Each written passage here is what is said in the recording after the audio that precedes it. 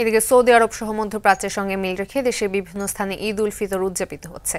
সকালে ঈদের নামাজ আদায় করেন মুসল্লিরা। এ সময় দেশের শান্তি কামনায় বিশেষ মোনাজাত করা হয়। জেলা প্রতিনিধিদের তথ্যচিত্রে জানাচ্ছেন নাদিরা সুলতানা।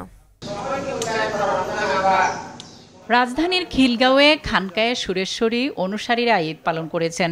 সকালে মালিবাগ চৌধুরীপাড়ায় সুরেশ্বরী দরবার শরীফের সামনে ঈদের জামাত অনুষ্ঠিত হয়। জামাতে অংশ নেয়া মুসল্লিরা জানান, মুসলিম বিশ্বের সঙ্গে তাল মিলিয়ে তারা রোজা ও ঈদ পালন করেছেন। পৃথিবীর কোথাও যদি চাঁদ দেখা যায়, সেই চাঁদের সংবাদ যদি সহিভাবে আমাদের কাছে পৌঁছায়, তাহলে আমাদের উপরে সেই সংবাদের উপরে ভিত্তি করে রোজা, ঈদ এগুলো পালন করা ফরজ হয়ে যায়। আজকে সুরেশ্বর পাক দরবার শরীফে আমরা ঈদের নামাজ পড়লাম এবং এখন ঈদের সেমাই ছিন্নে খাবো। দক্ষিণ চট্টগ্রামের 60টি গ্রামে ঈদ উল ফিতরের নামাজ আদায় করেন মির্জাখালী দরবার শরীফের অনুসারীরা। চাঁদপুরের হাজীগঞ্জে অর্ধশত গ্রামে ঈদের নামাজ আদায় করেন মুসল্লিরা। দুইটা ঈদের নামাজই আমরা একদিন আগে করি। সবাই যাব, সবাই ঈদের আনন্দ করব।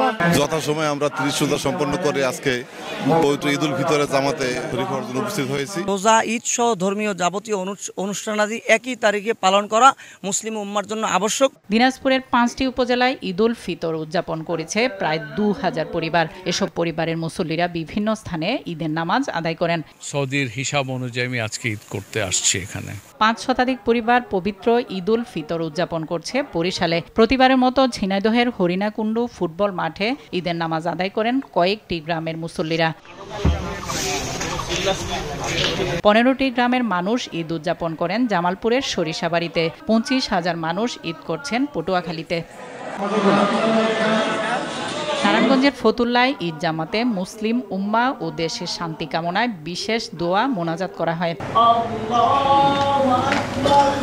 এদিকে শরীয়তপুরে 30টি, ফরিদপুরে 13টি, লক্ষ্মীপুরে 10টি, নোয়াখালীতে 4টি গ্রামের মানুষ ঈদ উদযাপন করছেন। এছাড়া চাঁপাইনবাবগঞ্জ, টাঙ্গাইল, লক্ষ্মীপুর, পিরোজপুরে ও কিছু এলাকার মুসল্লিরা ঈদের নামাজ আদায় করেন। আমরা অনুসরণ করি আল্লাহর এই বিধানটা এবং আল্লাহর যে সৃষ্টি, আল্লাহর যে রহস্য। নাদিরা সুলতানা, RTV।